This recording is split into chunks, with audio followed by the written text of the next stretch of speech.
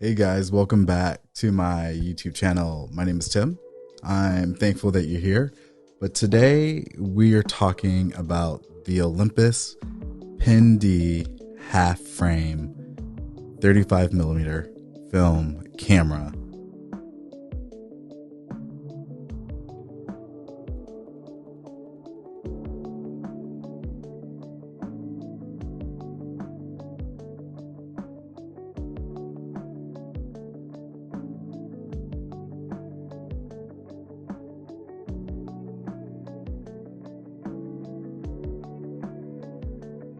Whew, that was a mouthful. So I've had this camera for quite a while. It's one of my favorite cameras to shoot for a variety of reasons. One, film is expensive. When you're shooting film, so often, shooting a roll of film and getting it scanned and developed is expensive today. A roll of film of 35mm can run you anywhere from $10 to $20 for a 35mm roll of film, depending upon what you're shooting. I prefer to shoot Kodak products. Since Fuji is canceling everything, I'm canceling Fuji. Not my jam, but I shoot a lot of Kodak film, a lot of Kodak Gold, a lot of Kodak Ultra. Oh my gosh, not Ultra. A lot of just a lot of different Portra products, Kodak Gold, Kodak Ultra Max, a lot of different types of Kodak products that I like to shoot and run through this. One of my favorite film stocks to shoot in this is Kodak Color Plus, because it's probably the cheapest 35mm film that you can get made by Kodak. But the Olympus Pen D has a nice little trick up its sleeve, and that is it's a half frame camera. So for a roll of 36 frames, you actually get 72 separate exposures, which can be a blessing and a curse if you forget what film stock or how many rolls of film that you have, how many exposures of a roll of film that you have in your camera. Now, one of the things that I do really enjoy about this camera is how compact it is. As you can see, it literally fits in the palm of my hand and can be put into your pocket. Maybe not into your skinny jeans like I'm currently wearing, but it could if you chose to do so. One of the other things that I love about this is that it does have a light meter. You can also set your film exposure here on the bottom of the camera. I don't know if you can see that. Maybe you can. Let's see. There you go. So on the bottom of this camera, you can set your film speed. So generally, I like to shoot all of my film about a half stop to a full stop overexposed. I just feel like I get the best results with my scans. And on this camera, you can adjust the lever right here on this lens to adjust it. That will then show the light meter, which is on the other end. Let's see if I can get this in focus. Yeah, there you go. That little light meter kind of tells you where you need to set your exposure on your lens. Now, the other really cool thing is that this lens has a 1.9 aperture, which means you can get some shallow depth of field on this if you choose to, or if you're in the right situation. But essentially what you do is you read the light meter here, and the light meter will tell you exactly what you need to set the exposure to on the lens. So on the lens, see, there you go. On the lens there, you have a set of numbers and your aperture where you can all set everything.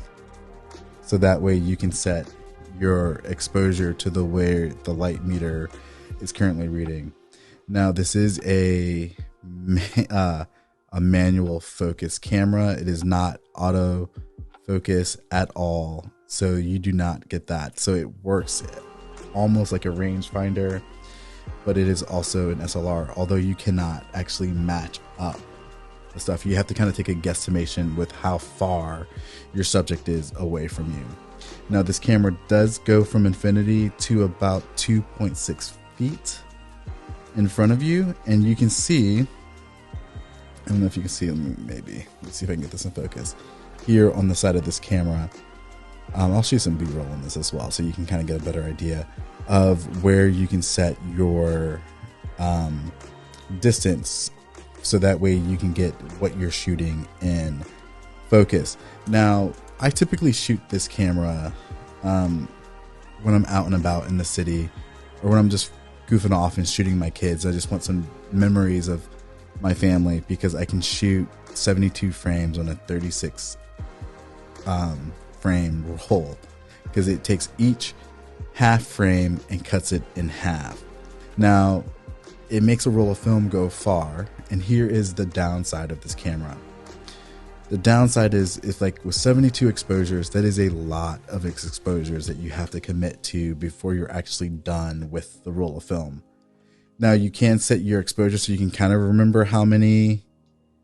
There you go. You can kind of set it here, so that way you can kind of figure out how many exposures you have left on a roll of film. But sometimes I have to forget to set it, so I just shoot it until I can't shoot anymore. Now, the little shutter button is super small here because this is a small camera. Actually, I still have a roll of film in it, so I'm not actually going to open this up today to show you how to actually roll it. Maybe I'll save that for another video. But this is really just kind of like a very brief review of this camera. It is a lens that is like actually kind of sharp. It's not perfect, but as you've seen any of my videos in the past, I am not crazy about sharp images. I think that's not the only characteristic to tell in a camera, but for a small point and shoot, you could shoot your Fuji GA645 next to your Olympus Pen D.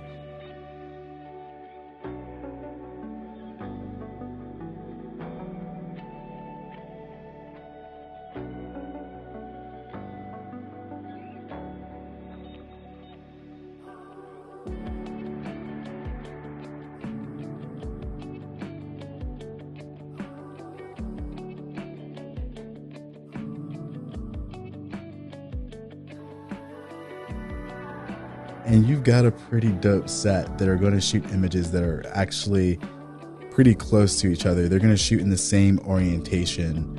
It's going to shoot in portrait orientation and not landscape, because it's cutting that frame in half. Essentially exactly what you get when you're shooting this camera,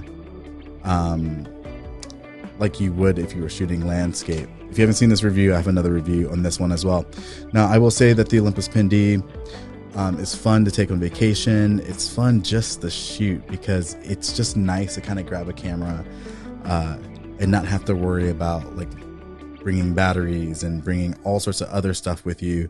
And the fact that you could probably bring 2 rolls of film and shoot as much as you want. You could get, gosh, 144 images in 2 rolls of film. That is just insane. So if you're ever thinking about getting a half frame camera, I cannot recommend this camera more. Now, they run anywhere from about $250 to $300, and they are built like a tank. It's completely made out of metal.